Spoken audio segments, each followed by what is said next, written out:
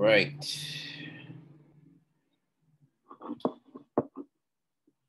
Miss Morelli, you there? Yes, I'm here. Okay, Mr. Morelli. Andrea. Yes, Did I pronounce that correctly? perfectly. All right, Andrea. There's so many pronunciations. When I first saw it, I thought it's Andrea female or Andrea. Andrea. Okay, cool. All All right. right. How you doing today? Great. What about you? Good, good, good. All right. Um, I'm gonna go ahead and get started, and then anybody would jump in whenever they are ready. You have any questions or anything? No, it's fine. Like one question that I give that I have for you. I'm Yeah. going to. I was about to do like right now.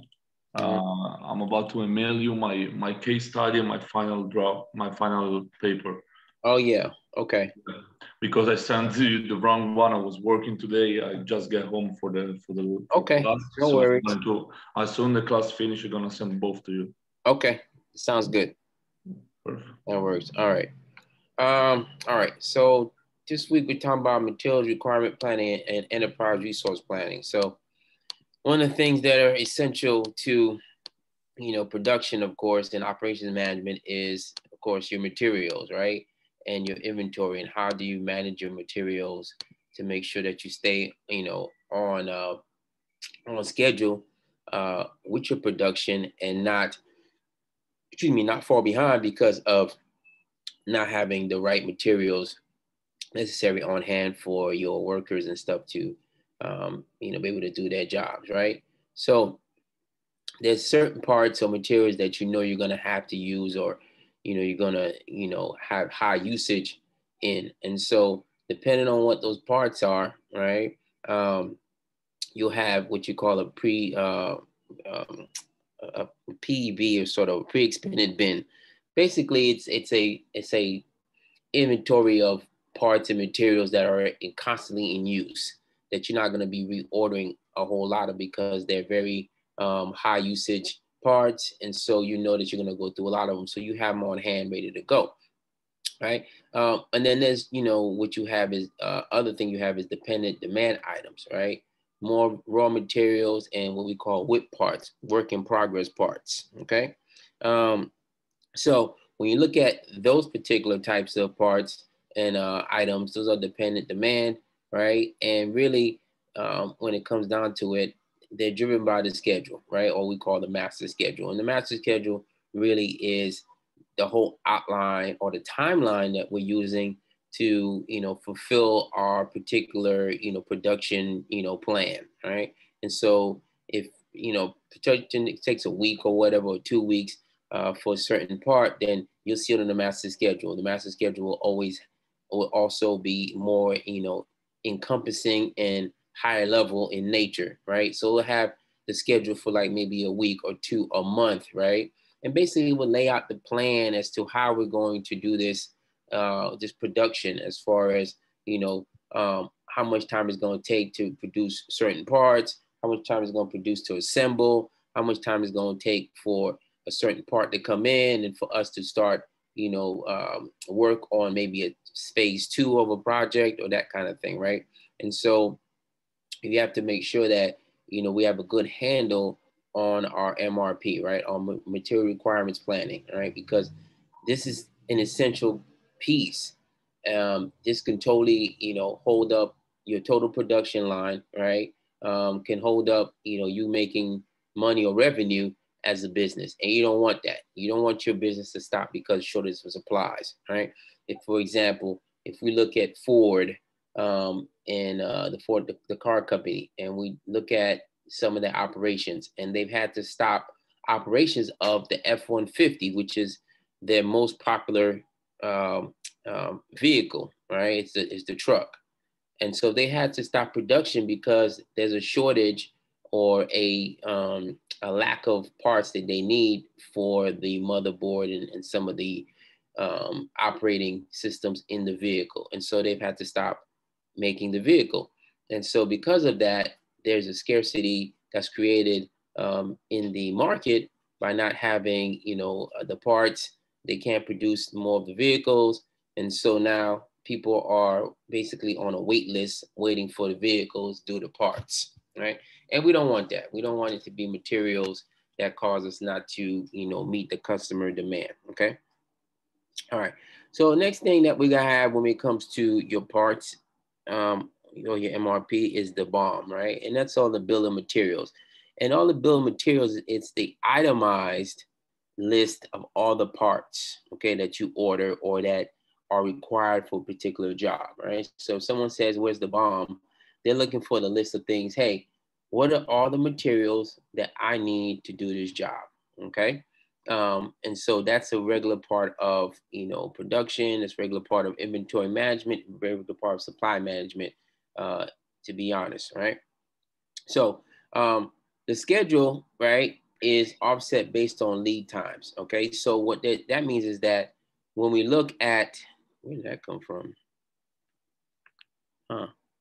When we look at, you know, how we're building the schedule, we build the schedule based off when we think we're going to get the parts in. So if a part takes 3 days to get into the organization or to be ordered, right, we will account for that, for those 3 days in the master schedule, right?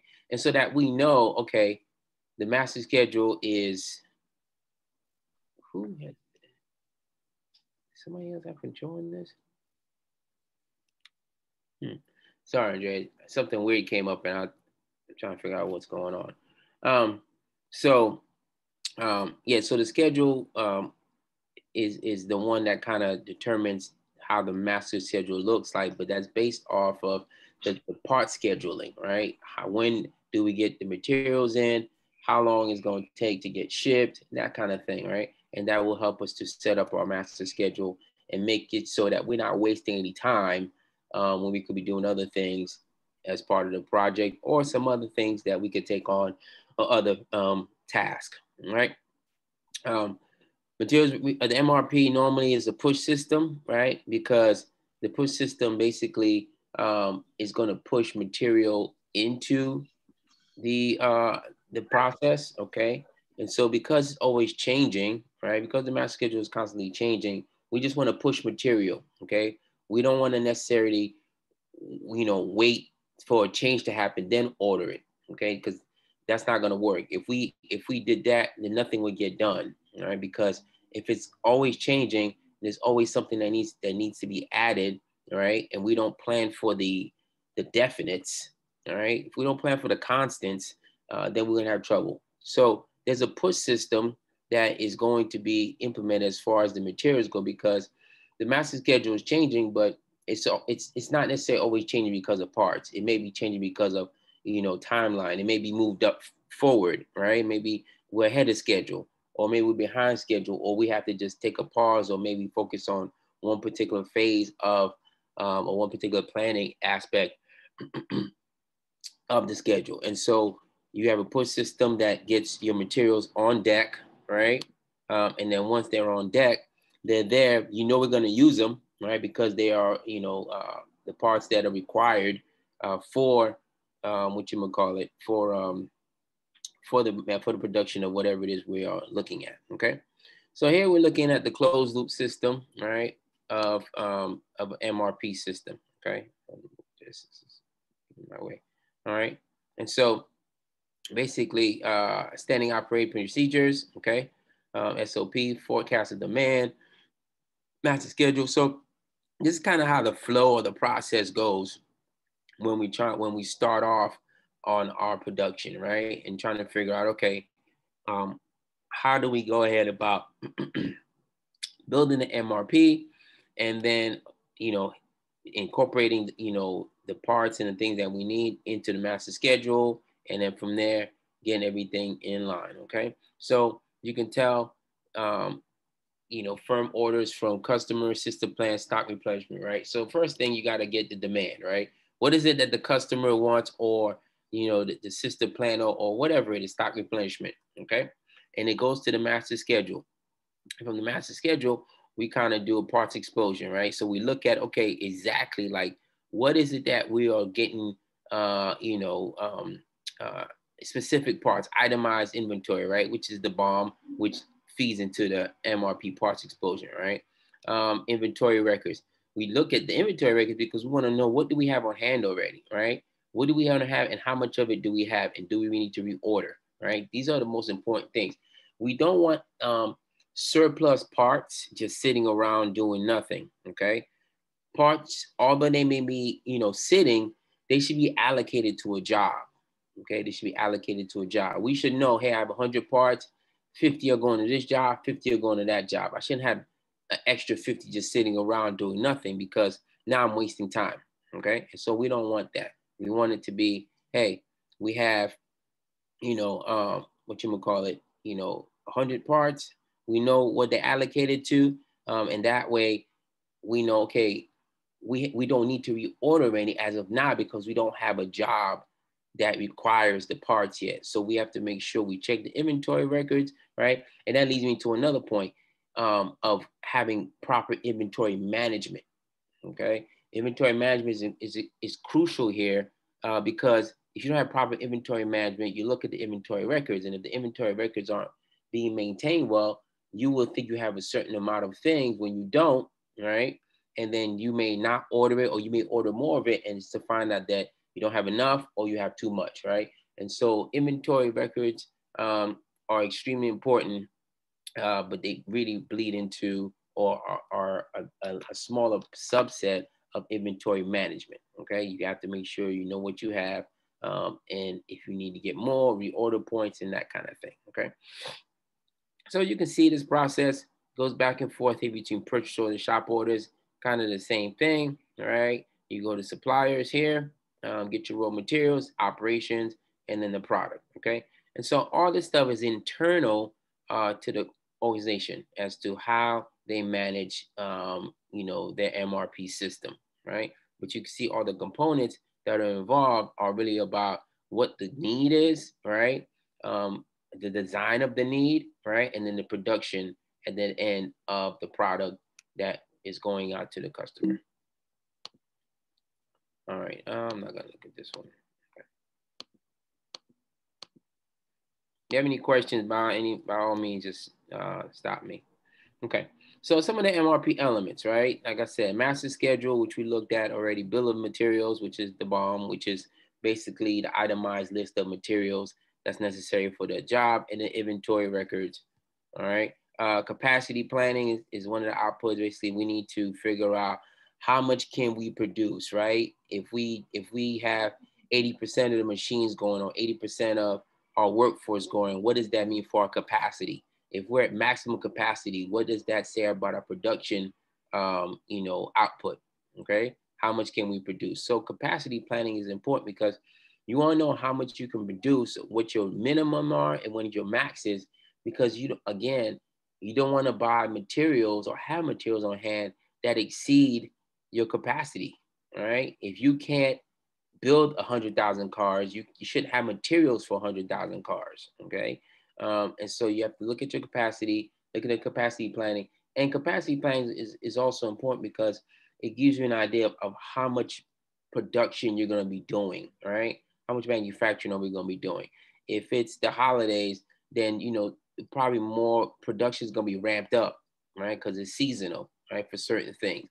But if it's, after the holidays, typically, come February, March, things kind of slow down. January, February, March, things slow down really. There's not much of anything going on. So things kind of slow down. So your capacity may not be as high, right? You may not need to use the 100% of the capacity. You may just need to use 60% or 70% in order to meet your needs, right? Purchasing, of course, that's part of supply management where we are going in and then we are looking at, okay, what are we purchasing? Kind of it falls in the vein of procurement, right? Whoever has that on, please turn it off. Thank you. So you come in and purchasing part of procurement, right? But that's definitely an output, all right? Shop floor control, another output. Of course, that's your foreman or your floor manager or your shift manager at the time, right? And having control over, okay, what's going on with each, production line, what's going on the floor as far as employees, scheduling. That, when it comes to shop floor control, it's really about where the rubber meets the road, right? Where the actual workers are doing their jobs and orchestrating all of that to make sure, hey, we're getting everything out, everybody's pulling their weight, right? If you're supposed to be doing 100 widgets for today, that those 100 widgets get done, right? Because what we don't want is for one person to, oh, I only did 10 or I only did 90. And then the other person did 90 also. And then the other person did 99 or they didn't reach 100.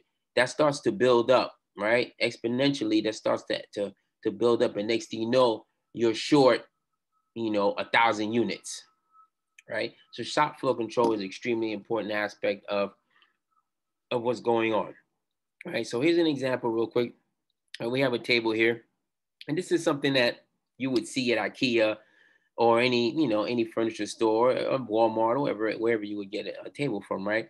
But all these things here, right? All these individual pieces are all part of the production process, because they don't produce the table like this. They produce the parts, right? The short rail, long rail, another short rail, right? Or long rail, excuse me. Let me see what it is for short rail.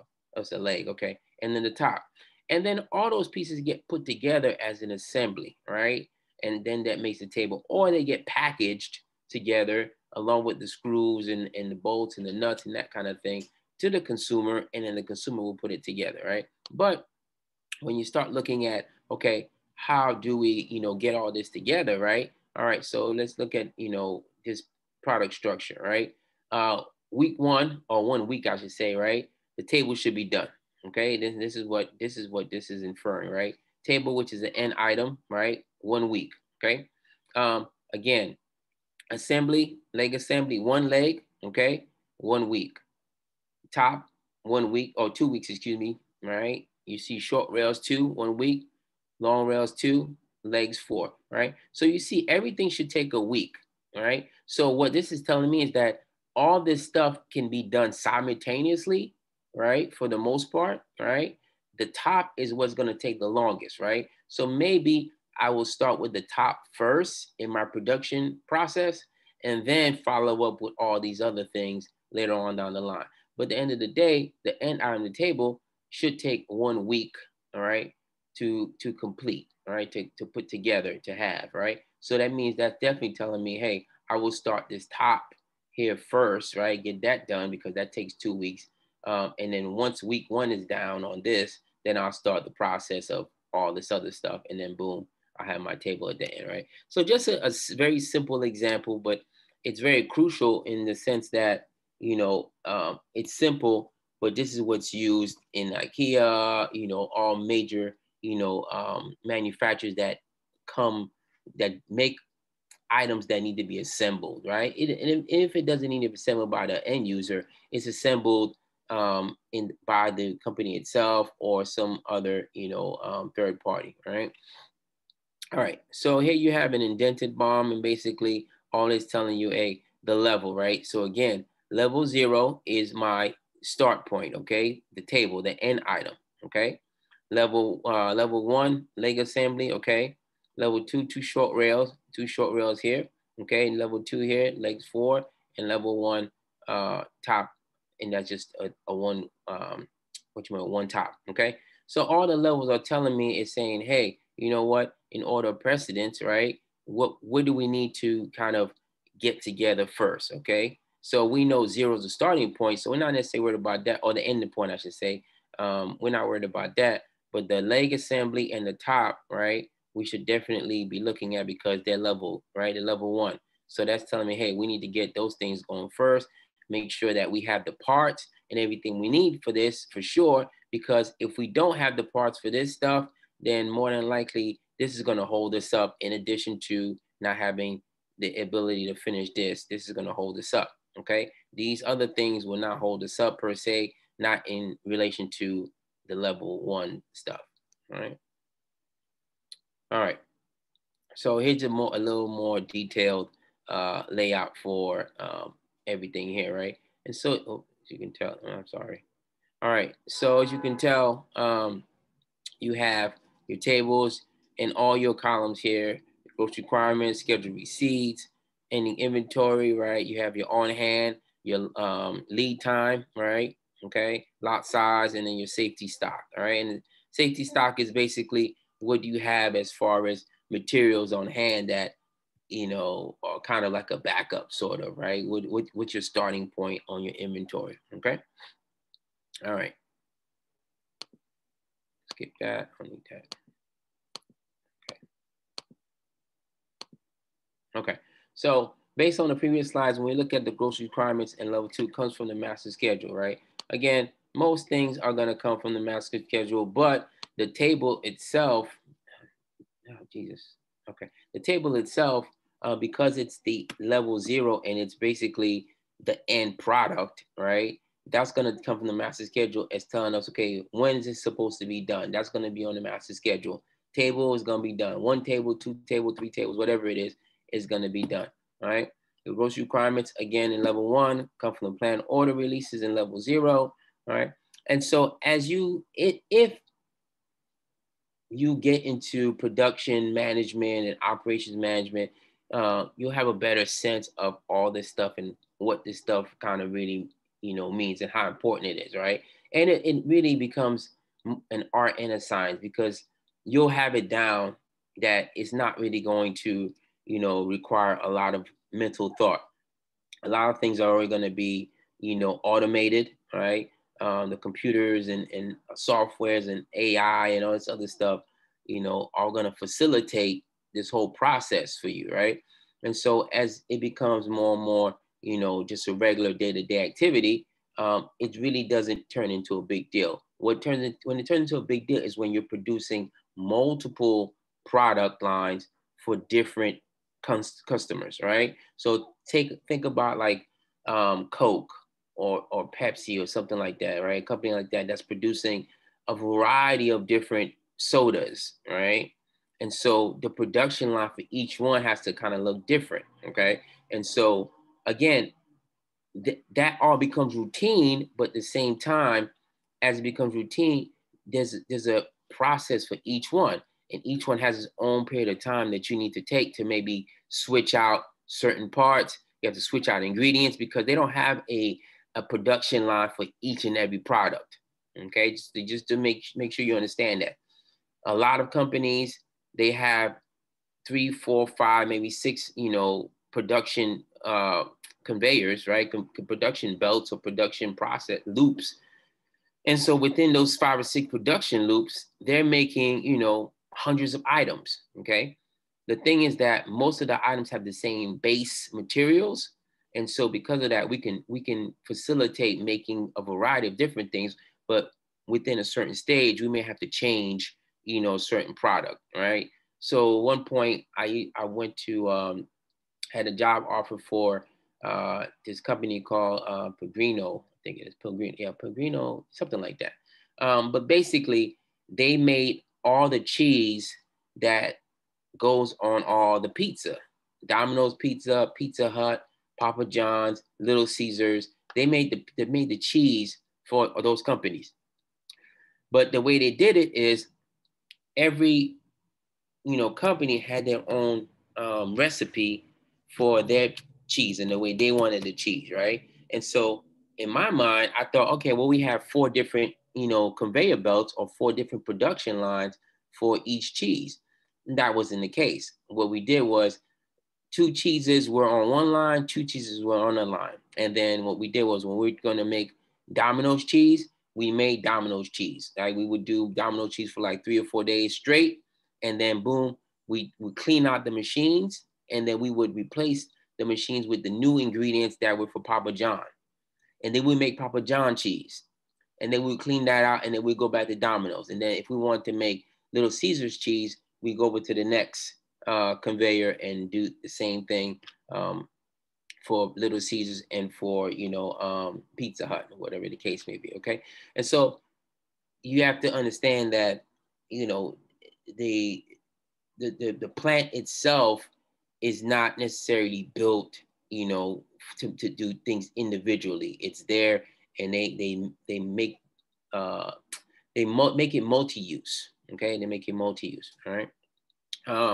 So Plan orders are offset by lead times. Again, depending on how long it takes to order something or to get something, you have to count that time in when you go ahead and order it, right? And when you want to have the product done. So if I know I want to have, so let's say for instance, when they're building a house, right?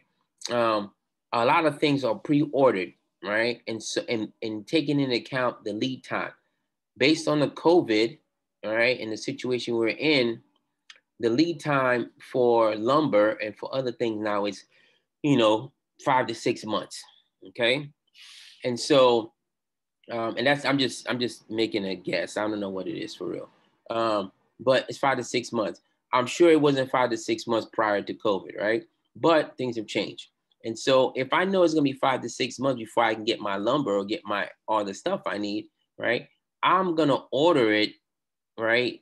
6 months ahead of when I need to, actually, I'll probably order it 7 months ahead of when I need to be done. Okay. Of when I need to be done with the project, really. Okay. Because the time it's going to take me to build the house is not going to be long, but the time I need the material is really what I'm really trying to focus on, right? When am I going to need the material and how long is it going to take me to build or produce whatever it is I got to produce from the time I get the material? Those are the two times you have to really put it together to account for, okay, how much, lead time do I need, all right? So your planned orders are definitely going to be based on, on the lead time and what you find as, hey, time necessary to make sure that you have your inventory, when you need it, how you need it. Okay. All right. Oops. All right. So let's look at the master schedule. Okay. So the quantities derived from agri-production plan. All right. So when you look at the master schedule, the things that you, as far as the number of items you have in your, in your BOM or that you need in your inventory, that comes from the overall plan, all right, the overarching plan. And what that means is basically the master schedule is going to say we're going to produce 2,000 units, okay, in the next month. You're going to order materials for 2,000 units, all right, because that's where that number comes from. It comes from the master schedule, right? It's telling you, hey, we're going to need to build 2,000 units. So we're going to buy enough material for 2,000 units, right? And so the master schedule is what kind of pushes the production plan, okay? All right. So frozen within production lead, right? Again, the time that it takes, the lead time, right? That it takes not only to get the material, but to produce the item, right? How much time am I going to need to produce the item? That is also sometimes incorporated within the master schedule, okay? And so you have not only do I have the parts and how long that's going to take, but I also have the time, how long it's going to take me to produce the material, right? Because I need to give the customer a fairly good estimate of when they can expect to receive whatever product they asked to be built or produced, right? So same thing. If you ask for something to be done, and I say, well, let me see how long it's going to take. You ask me how long it's going to take. I say a week. You expect it to be done in a week, right? But that means I probably know, okay, I need a day to get the materials. I need a day to kind of inspect the materials, and I need another day or two, or maybe a day to do, to produce the material, and maybe another day to make sure to QC it, get it ready to go. And then that last day, I'm just putting the finishing touches on it and it's ready for you to go. Okay. And so that's how you kind of, you're building your master schedule, making sure that, you have everything that you need, right? And that the whatever you're ordering is in line with the build schedule rather than the demand forecast, right? And what we mean by that is like, I'm going to look at what it is I've been tasked to build, not what we think is going to be the demand. Okay. Just because I think there's going to be, requirement for 100,000 units, doesn't mean I build 200,000 units, all right? Because what I want to do is I want to build to the demand. I want to build not to demand, but to the actual paid for or um, um, already allocated jobs. Okay, I don't want to get stuff based on what I think may come. All right, I need to be positive about the materials I'm ordering and make sure that they for sure are going or allocated to jobs that have already been assigned, jobs that are been paid for, or at least a portion of money has been put down that saying, hey, yes, we are dedicating ourselves or obligating ourselves to this particular job, and so we need you to build this, and we put 10% down, and so you're going to build to to that, not to what you think it might be. Okay, all right. Again, quantity to present what needs to be produced. Okay, so again, infinite capacity assumed, which basically means that we're trying to, with the assumption that we will use the capacity up to 100% of our abilities, okay, if need be, right? But at the end of the day, it's in rare situations that you'll see 100% capacity used by any plant. It's just a lot, right? Unless the plant is small, all right. And if the plant is small and they use 100% capacity, they're probably gonna be looking to get bigger. But building a plant is not easy.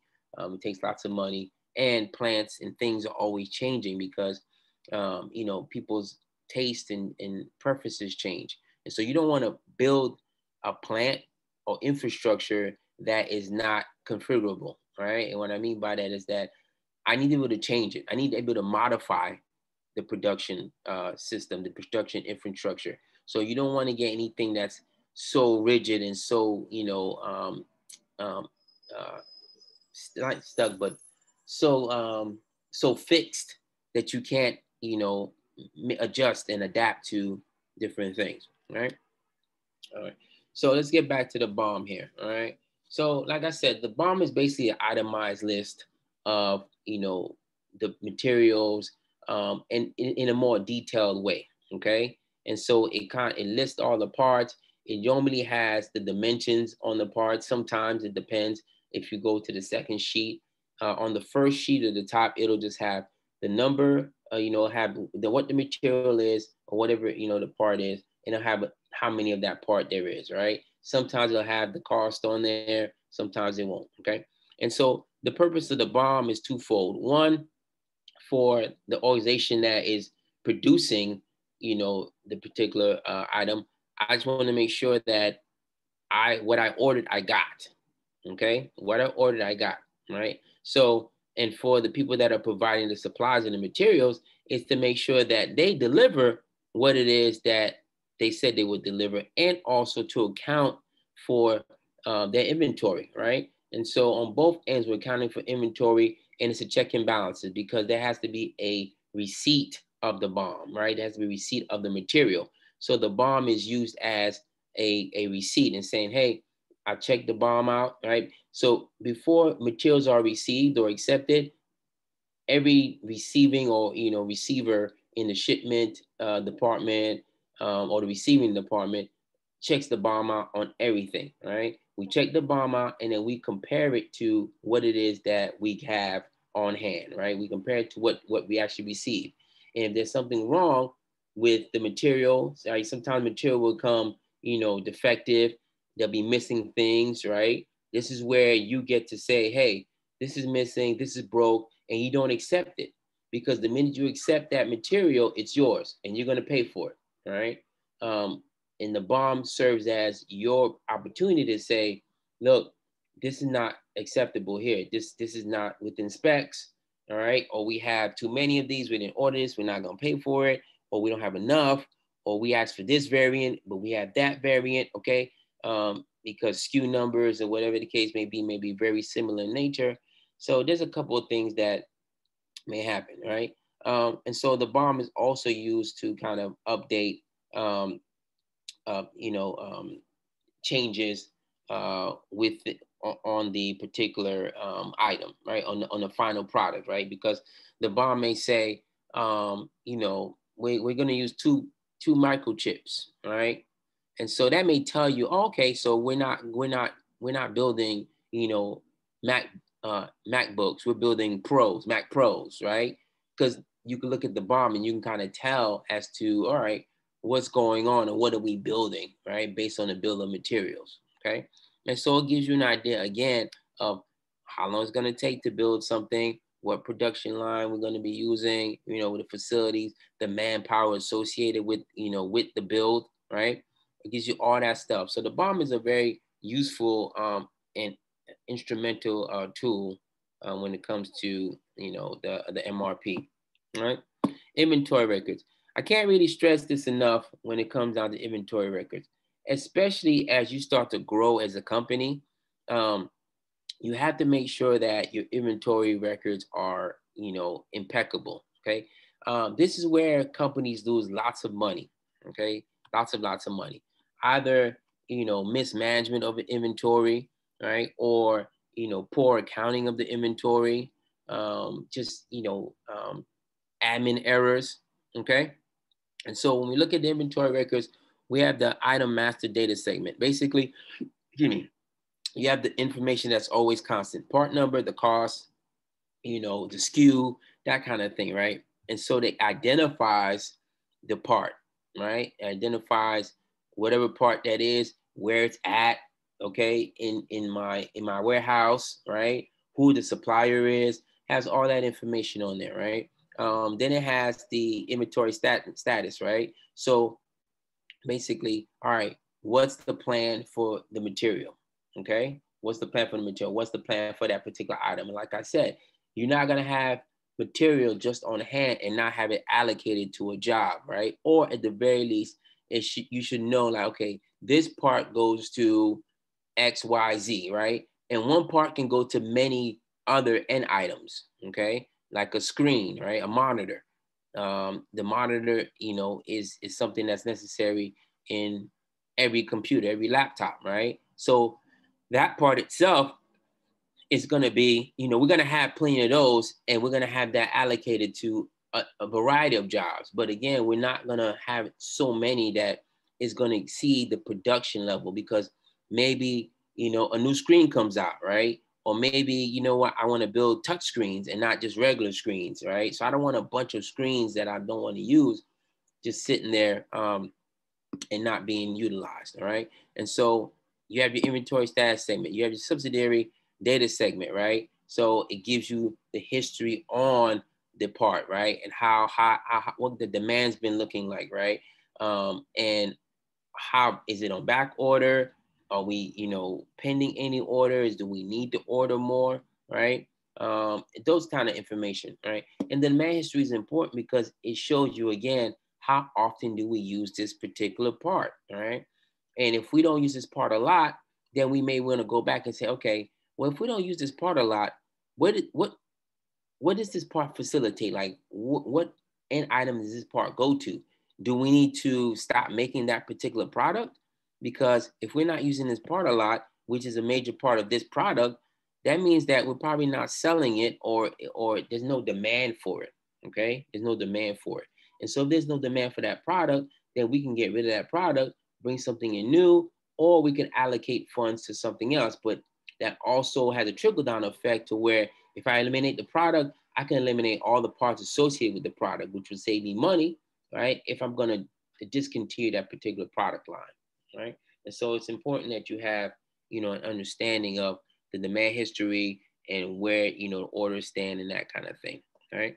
And like I said, the records must be accurate, right? You have to have a really good grasp and idea of what's going on with your inventory, right? This is why they have, you know, supply managers as a separate job, right? Inventory managers, warehouse managers, because I have to be able to keep track of this stuff, right? Think about a restaurant, right, that serves alcohol, right?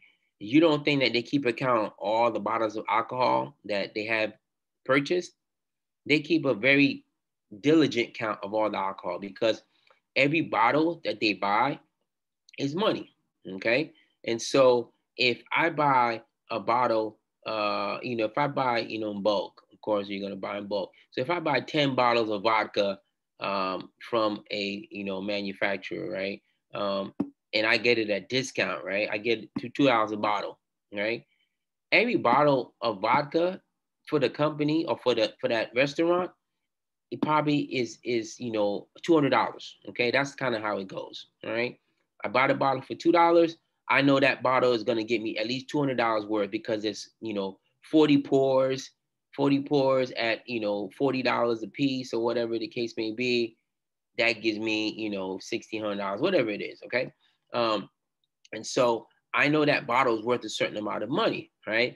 Now, if that bottle happens to disappear, right, or if I'm going through the bottle faster than I anticipate, but I'm not seeing the revenue correlating with that usage, then I'm going to investigate. Okay, if I see that bottles are disappearing or vodka bottles are being used at a high rate, but we're not getting the money that we should, right? I'm getting, instead of getting $200 a bottle, I'm getting, $150, right? That $50 difference is huge because I'm losing money.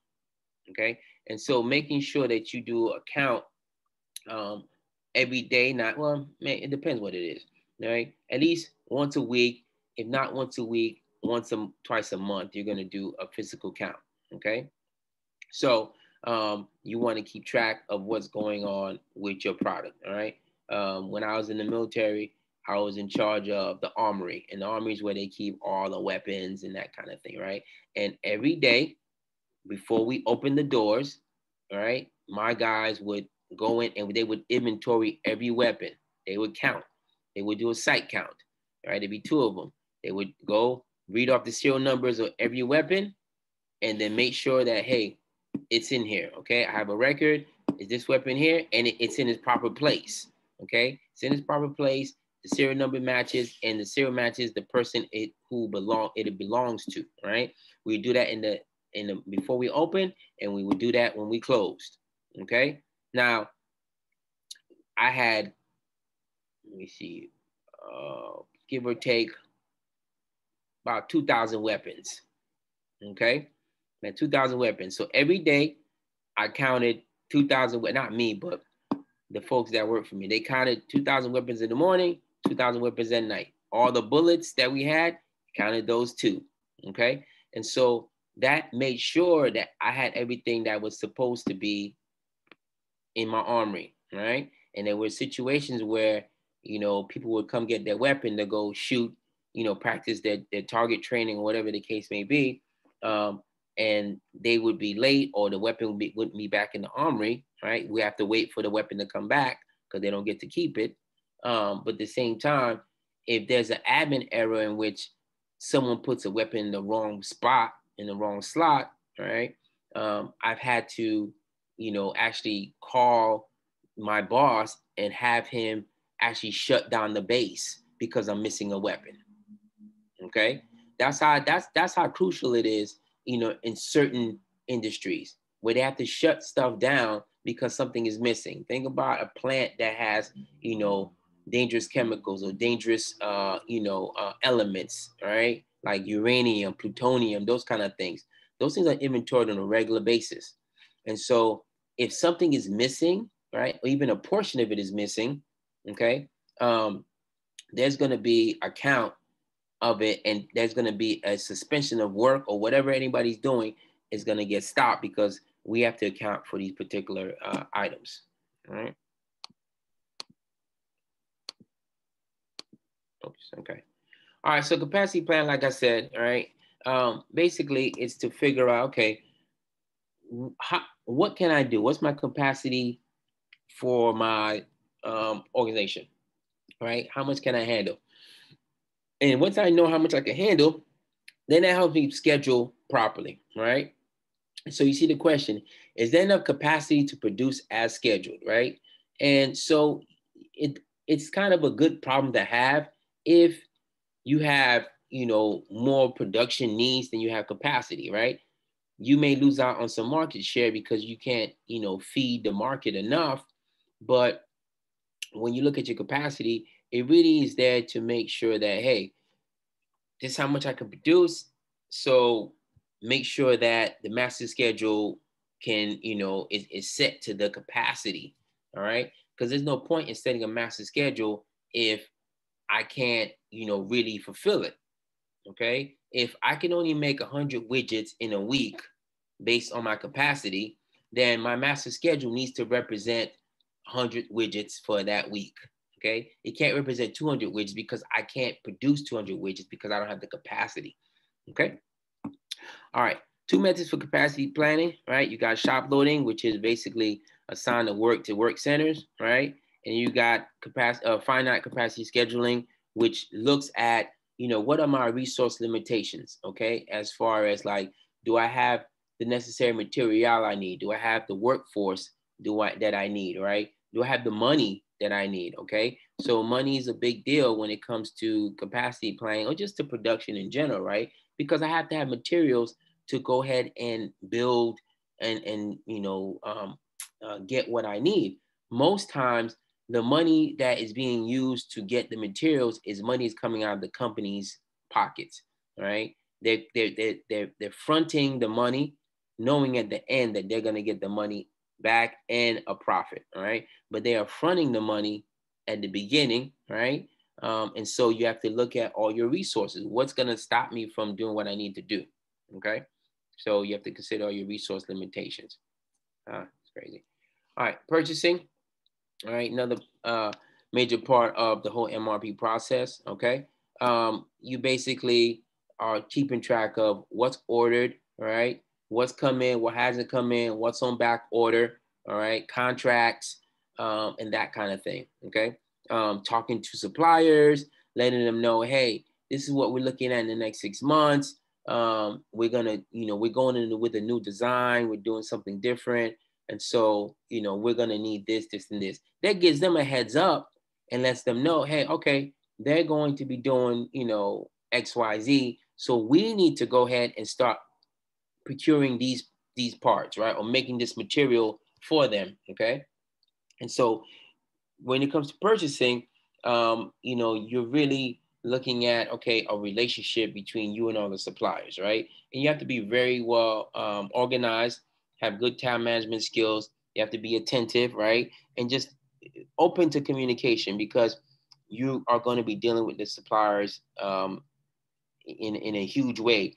Because if you can't handle the purchasing requirements, right, for the company, everything's going to get backed up, okay? It's great to identify what I need. It's great to, put on the schedule. But if I put in a purchase order and doesn't get executed, there's no point. Everything kind of just stays still right there.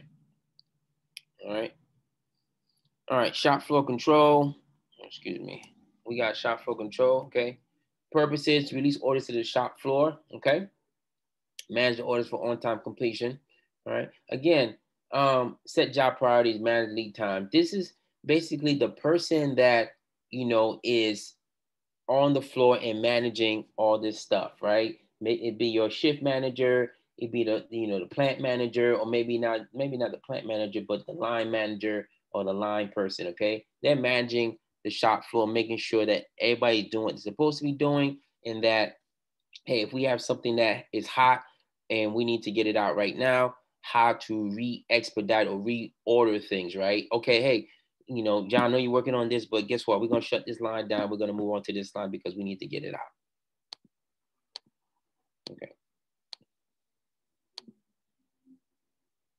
All right. Okay. Let's see here. Let's see if how they do. All right. So some questions when you're operating an MRP system, right? Should you carry safety stock? Basically, safety stock is just a backup, right? You may have a little bit of extra, laying around of certain things, right? But do you really want that? Okay. In some instances, it's okay to have a little bit because you're gonna have a little bit of surplus. Either it's gonna be from, a job that you had and maybe you didn't use on a material and you have some left over, or maybe that, okay, let me just order some just in case because there may be a shortage coming, and so I have a safety stock. Okay. The next question is, how much safety stock should I carry? Now that it again depends on, you know, how much you want to you want to carry, how much money you have to have just safety stock just sitting there, have inventory that, you know, is not necessarily allocated to anything, because the inventory is money. Okay. When it comes down to accounting, accounting would count that inventory as money. Right. They're going to say that inventory is worth $100,000. Right. And so you have to make sure, like, okay, how much should we carry? Do we just want it sitting there collecting dust when we could be using the money for something else or doing other things with it? Right. Safety lead time, safety capacity. Again, trying to make sure that you put enough time so that people aren't rushing and people are safe while they're doing their job. Okay. A couple of issues with downstream with distribution requirements planning. Again, how we're going to get everything out, right? When we talk about distribution, once we're done getting the materials, how do we distribute it out, right? How is that done, okay? And so every company has its own way of distributing materials for their jobs and that kind of thing. Some places like Toyota, they have it right there by the employee, and the employee doesn't have to go too far. Everything's right within reach. Other ones, you have to kind of go sign for things, for the materials, so they know exactly what job is allocated to, you know, who got it, that kind of thing, right? They're very anal about making sure they know how the materials are distributed, okay? And then using upstream gives suppliers visibility into the schedule, right? So when you say upstream, you're really just talking about your higher ups, right? The people that you're working with, which is your suppliers as a purchaser, all right? So as a company in general too. So what I'm doing is I'm giving the suppliers an opportunity to look at my MRP so they can kind of start planning for the things that I need, right? I'm helping them so they can help me, right? They can see, okay, well, Dr. K's plans on, you know, doing this, and that, okay, based on his MRP. So what we're going to do, we're going to build or make this material XYZ. We're going to get that prepped and ready to go, okay, because we know it's coming down, right? Or coming, the requirement is going to come up, right?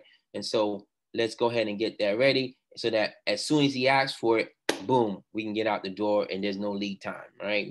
We can give it to him and no big deal, right?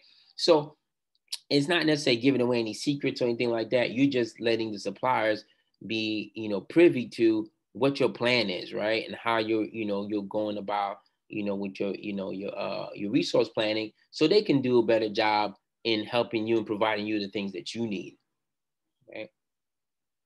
All right. Some elements, right, for successful MRP system. Nope, went too far. All right. So how you implement it, okay, very important, okay. Appropriate, adequate IT support, right? Now more and more nowadays, everything's being automated, right? Everything's being accounted for via some kind of system, you know, scanner, right? We have to make sure that we punch in the SKUs. We're gonna punch in who requested it, who took ownership of it, right? Who's the chain of custody, right? That kind of thing. Accurate data, right? We want to make sure we got the right serial numbers, right? SKU numbers, that kind of thing, right? One number off can throw everything off, because if one number off makes the difference between, you know, a 3/4 inch screw and a 1/2 inch screw, okay?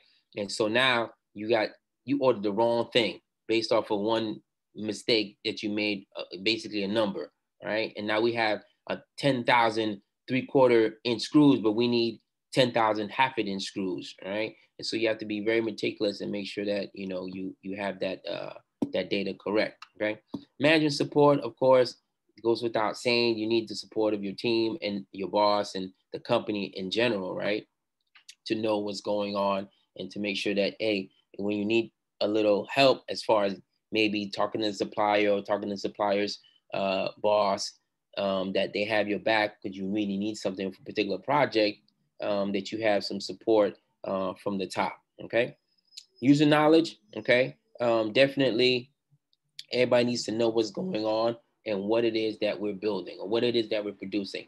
The more people know about what it is that they're doing, right, and who they're producing their product for, the better it is, because then they have an idea, right, of maybe some of the nuances and some of the things that necessarily aren't part of the production process that they may want to do, right, at the shop level, at the you know, rubber meets the road level, right? The actual line, right? Knowing what, you know, the user is gonna, you know, use it for, right? And knowing what, you know, the intentions are, you know, for the company and for this particular product is an important aspect of having a successful MRP, because now I can say, you know what, I know that this is going to be used in this capacity. So I know that's going to require this particular part. Okay. And maybe someone missed it, or maybe, you know, it wasn't thought of. And then you can provide input as to saying, hey, you know what? This is the, you know, iPhone 12. It's supposed to have two cameras, right? Okay. Well, I only have one camera on the BOM, or I only have one camera as far as, you know, in inventory. Where's the other camera? Or are we going to use, you know, the same camera twice, right? It's in two different locations, whatever the case may be, however they do it, right? So having user knowledge is extremely important. All right, enterprise resource planning systems, all right? Basically, Oracle and SAP really have a kind of a chokehold on all these things, right? On enterprise resource planning and the systems, okay? But the key thing that you want to really keep mindful of is you want to have all your systems integrate somehow, okay? And this is a huge issue in corporate America and in many organizations. One department will have one system, another department will have another system, another department will have another system, and none of them can talk.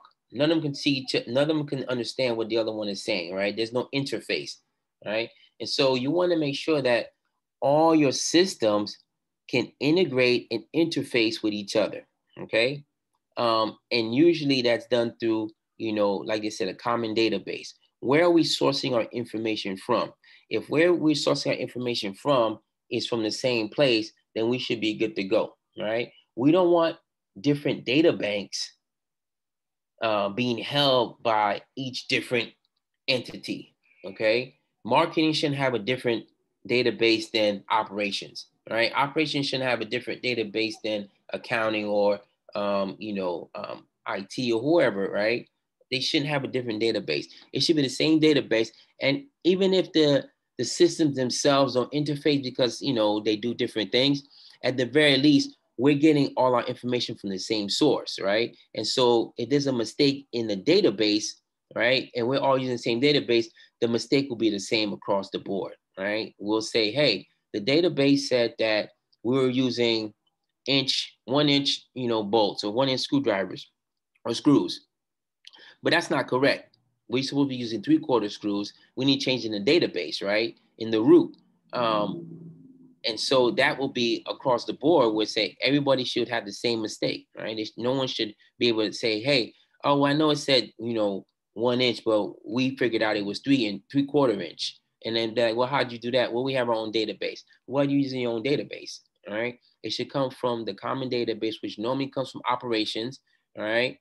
And the operations and the production people will tell you exactly, all right, this is what we need. This is what we got going on, all the engineers, this is how it's built, right? And so all the systems themselves, right, will be the same, okay? So as you can see on the slide, it says forces standardized systems throughout firm, right? Accounting control system, marketing and sales transaction, human resource planning, and payroll transaction. I can tell you from experience that when these systems don't talk to each other or they can't talk to each other and they're all different, it's extremely painful. Because what happens is, yes, production is producing the material. Sales is selling the material, right? Or the product, I should say. But because production and sales isn't talking, right? How do I know how sales is doing, right? I have to physically go and ask, or, you know, and demand the data, right? And so what typically happens with sales guys, sometimes they don't want to tell you what's going on because they don't want you to really see what they're doing. Sales is a whole different aspect of the process, right? And so sometimes they don't want to see what you're doing. They don't want you to see what they're doing. So they're not going to give you real numbers, right? They give you inflated numbers or they give you deflated numbers, right? Because maybe there's a bonus attached to it. Maybe there's some incentive attached to it, or maybe they don't want to show you or let you know they messed up somewhere, okay? And it's on both ends, production and and sales and HR and all the other departments, right? When these frameworks don't speak to each other or can't speak to each other, you have a problem, right? HR is a little different in where it doesn't really need to talk to, production and operations and that kind of thing, but it definitely needs to know, like, hey, what is the master schedule and what is your what are your manpower requirements? Okay, what's your schedule look like? How many people do you have on schedule on a 12-hour shift? Okay, and what levels of people do you have, right? And all that stuff goes back to the master, the material requirements planning and the production plan. Okay, the master schedule, production plan. How many folks do I have? When do I need them? What type of folks do I have? Because everybody's gonna get paid the same. So that's how HR plays a role and payroll plays a role in this whole process. All right. ERP also helps with, decisions along the supply chain. So basically, whoever's managing supply is gonna want to know and be able to see what's going on with production, what's going on with accounting. They want to see the whole thing because first thing I need to know, how much money do I have to buy stuff? What do I need to buy? What do I don't need to buy? What are the things that, as far as like, issues that are we having? We always get this one, thing for this company, but it's never right. We always have to send it back. Okay, well, I need to talk to them, right? That's what supply management does. That's what purchasing does, right? They'll go to the company and say, hey, look, every time we order from you, there's some kind of defect. We need to get this under control, or we're going to look for another supplier, is really what it boils down to. All right. Okay. Short and sweet today. Any questions?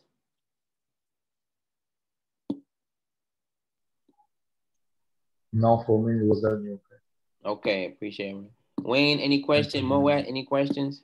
Thank you, Doctor. But I want to ask you about the case study. We're working, we're working now again on it, and my group. Yeah, Andrea told me. Andrea's in your group, right? Yeah, he told me. He said I appreciate your work. Thank you, Doctor. Yeah, no problem, okay? No worries. Thank you very much. Just turn it in. All right. If you don't have anything, then I'll see you guys next week. Perfect. See you next time. Thank you very much. Okay. Just, Doctor, I want to ask about the exam. How many questions like this? I don't know yet. I gotta put it together. I gotta check it out. But it more likely is gonna be essay questions. And I'm not gonna make it long. It won't be long. If it's essay questions, it'll be short. If it's multiple choice, it'll be a little bit longer. So if it's both, it may be, 20 multiple choice and then maybe 1 or 2 essays. Yeah, that's good. Yeah, so I haven't decided, but it won't be super long. Thank you, Doctor. Okay. Yeah, we have to take the exam with the lecture time, the same with the lecture time? Or, yes. Yes. Okay, Doctor. Or it will be proctored. It can be proctored. I think Dr. Foster, sometimes she'll proctor the whole thing. So there'll be a certain day where you have to take it. If we have proctored, we can take it separate? Yes, if it's proctored, yeah, you'll take it when it's proctored. Yeah. Thank you, Doctor. Okay. I'll see you next week. See you, Doctor. Okay. Thank you. Okay.